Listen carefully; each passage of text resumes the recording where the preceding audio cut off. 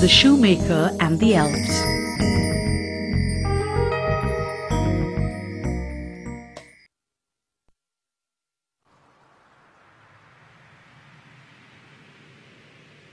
Once upon a time, there lived a kind shoemaker and his wife. Sadly, nobody bought his shoes anymore, and they had become poor. He only had cloth left to make one last pair of shoes. To console him, his wife said, "Don't worry too much. Everything will soon be all right. Leave the cloth on the table. You can stitch the shoes tomorrow.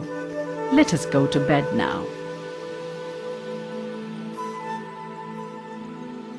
However, 4 little elves who had been outside their window had heard them talking. They felt sorry for the kind man. "We must help the poor shoemaker," they decided. The smart, talented elves fluttered into the house through the window. They took the cloth and soon began cutting, sewing, and decorating it. Before morning, they made the most beautiful pair of shoes in the whole world and flew away. In the morning, the shoemaker and his wife were amazed to see the pretty little shoes lying on the table. Who made this? They both wondered. They are lovely. Soon, a merchant saw the shoes in the shop window and immediately bought them. He gave the shoemaker enough money to buy cloth for 2 pairs of shoes. That night too, the shoemaker left the cloth on the table before going to bed. The elves returned.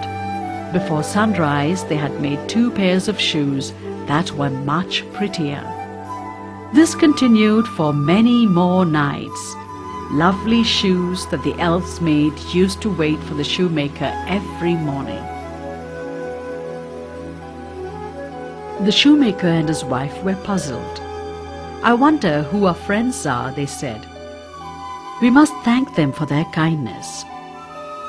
They decided to stay awake that night and hide behind the door to find out who made the shoes for them.